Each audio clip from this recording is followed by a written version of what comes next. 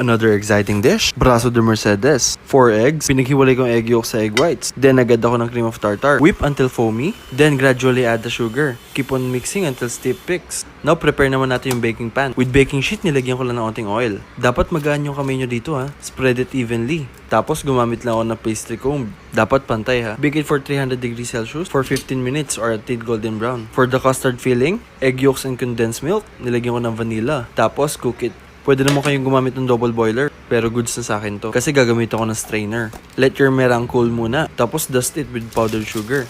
Flip, tapos dahan-dahan tanggalin yung wax paper. Ilagay mo ng custard filling. Spread it evenly again. Then i-roll mo. After mo ma-form to log, set it aside. Hanggang sa maging firm yung custard filling mo. Gawa sa itlog at condense. I-share mo na sa family and friends. At sure na weekly, magagawa mo to. Bawal muna ang diet ha. This layered Oreo dessert is that item that you take to a get-together and then are expected to bring it every single time after that. My brother chooses this over a birthday cake every year. I'm going to start with 2 vanilla instant puddings. Make according to directions, then stick it in the fridge to chill after you whisk it for 2 minutes. 2 family-size packages of Oreos. Throw them in the food processor or crush them up however you like. Set them aside. 8 ounces of cream cheese, 1/4 a cup of softened butter, a teaspoon of vanilla extract, and a cup of powdered sugar. Blend all that well. Then we're going to add our pudding in. Mix it all together. Then we're going to fold in 16 ounces of Cool Whip. Time to start layering. Then we're going to throw it back in the fridge for a couple of hours to chill. And I guarantee you that this will be something that is requested every time you have a get-together. I'm going to show you how to make this creme brulee using iced coffee and only 3 other ingredients. Start by heating your iced coffee and cream and then beat your egg yolks and sugar. Once your mixture is hot, pour that slowly into your egg yolks and then strain this into a ramekin. Pop the bubbles using a blowtorch and then bake in a water bath at around 160 for 25 minutes and then set in the fridge for a few hours. Then you'll make a caramel out of sugar and water and pour on top of the set custards. Swirl it around to make sure the top is completely covered and use a blowtorch again to pop the bubbles. And just listen to this. If you haven't tried Oreo ice cream before, you need to make this. You only need 3 ingredients and it tastes amazing. First, crush up your Oreos and set these aside. Then add condensed milk and double cream to a bowl and whisk to form soft peaks. Fold in the crushed Oreos, saving some for the top, then scoop the mix into a loaf tin and smooth it out. Top with Oreos, cover it with cling film and freeze for 6 hours. Let it soften, then serve. Enjoy! Apple pie quesadillas. This is a recipe that is super simple and everyone is going to absolutely love. I got it from Little Cajun House, who got it from Backyard Griddle Girl. Both of them have great pages. I was going to make it on my griddle, but a storm came through, so I had to settle for the cast iron skillet. Start by melting some butter. Flip your tortilla over. Add some cinnamon toast crunch dust to both sides. Then I'm going to add some apple pie filling. Only thing I did different was added a little caramel sauce. We love apple caramel in this house. Just make sure it gets a little brown on both sides. Serve it with some vanilla ice cream, and bam, everybody's happy.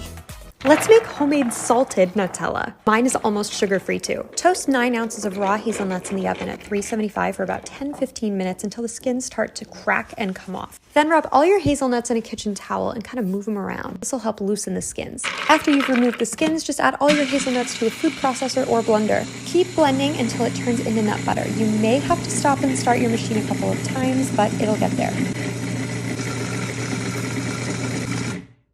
At this point, you can stop here. You've got some amazing toasted hazelnut butter, but we're going a little further. Add 1/4 cup of unsweetened cacao powder and 1 cup of powdered sugar or your sugar substitute of choice and blend. The machine running, add 2 tablespoons of canola oil, a splash of vanilla extract, a big pinch of salt. I used about a 1/2 tablespoon to a tablespoon, and then a 1/2 cup of melted bittersweet chocolate. Once it's blended, you are done. This stuff is pure magic. And I think I know what we're gonna make with this. Let's make chocolate pasta. Mix 1 3/4 cup all-purpose flour, a 1/4 cup of good cocoa powder, and a pinch of salt in a bowl. Once combined, pour onto a clean surface. Then using a ladle or small bowl, you can form the well in the center. Add 2 eggs and about a tablespoon of olive oil to the center of the well. Whisk the eggs and then slowly start incorporating the flour cocoa powder mixture. Add water about a tablespoon at a time until the mixture comes together. Want the dough to be too wet though, so be careful. Once the dough comes together, knead on a well-floured surface for about 5 minutes or until it springs back when you poke it. Then wrap in plastic plastic wrap, pop in the fridge for about 30 minutes to let it rest. When you take the dough back out, you can divide it into halves or thirds, press down to about 1/4 inch and pass through a pasta machine. Just keep doing that until you're at the right setting. Fold your dough into thirds and cut to the thickness that you like. I think I know what we should make with this. So I saw this idea for a glazed cake hack, so let's try it. Make sure to lay out parchment paper for an easy cleanup. I made a basic vanilla cake and gave it a crumb coating so the glaze won't capture cake crumbs.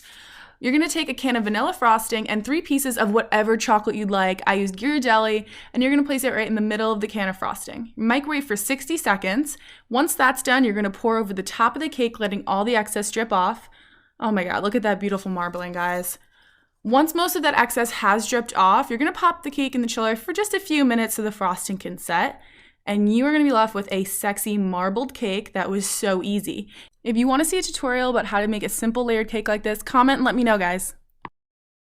I'm going to share with you guys my favorite delectable dessert ever. First, you're going to wash your strawberries and you're going to slice them. You can use any other type of berry or even better, banana. Now I'm going to sweeten them with a little bit of stevia. You can use honey or regular sugar. Next up, I'm going to toast some almonds in a pan. Once you can start smelling the almonds, you want to add some maple syrup and a little bit of sea salt. I transfer them to a cutting board, wait for them to cool off, and I start chopping them with a knife. Please wait until it's completely cooled. No burning our fingies. And for the star ingredient, I do not eat dairy. You guys know that it's super bad for your skin, so I use coconut cream. You're gonna scoop out the thick part of the coconut cream, add it to a bowl, add some vanilla extract and sweetener of your choice. I use stevia again. I whipped it, and then I assemble it. Strawberries, almonds, and then the cream. How freaking quick was that, you guys? Now you've got dessert ready for the entire week, and my family literally devoured this in minutes. Everyone was obsessed with these gooey butter bars, and guess what? You can make them too. Line a 13 by 9 inch pan with foil and liberally grease with non-stick spray. In a bowl, combine 2.5 cups all-purpose flour, 3/4 cup powdered sugar, half a teaspoon of salt, and a pinch of nutmeg, and then drizzle in 12 tablespoons of melted butter and work it all together by hand. Mash it into the pan and cook it a couple times with a fork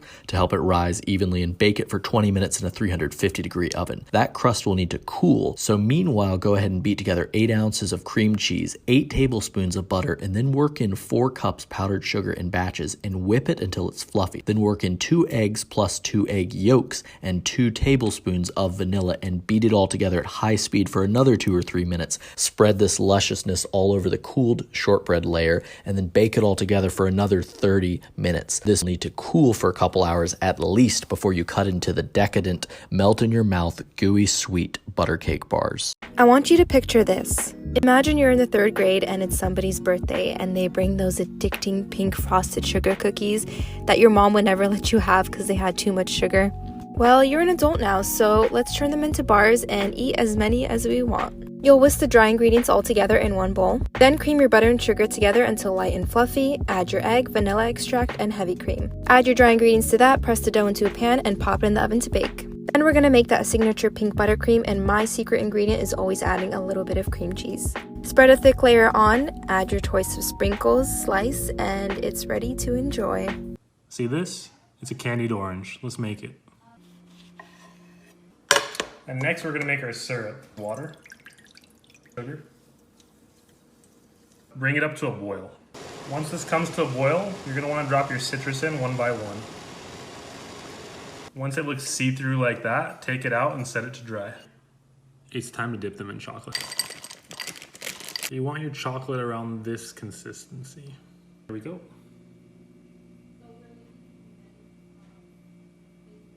As much as I hate adding flaky salt to things, chocolate and salt just go together so well. And that's your finished product.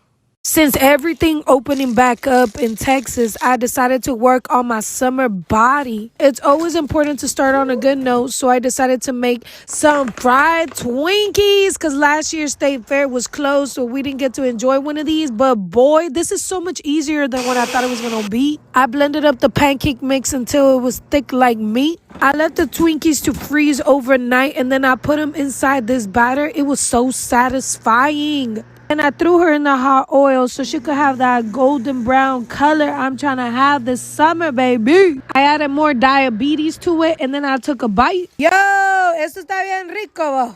Who says you need an oven to make a cake at home? Here's how you can do it. First, combine 3 egg yolks with condensed milk. We used maple flavored, but regular condensed milk works great also.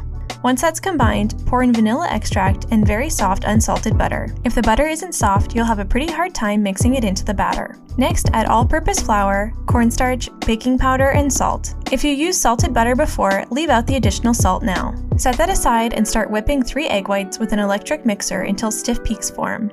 This will take around 5 to 7 minutes. Add your batter to the egg whites in 2 batches, mixing in between. Now transfer the batter to a greased and lined 8-inch pan and shake to even it out. Tightly cover the pan with aluminum foil, then place in a large pot with about 1 inch of boiling water and a metal grate in the bottom so the pan doesn't touch the water. Cover and steam for 45 minutes. And voila! Fresh cake made on the stovetop.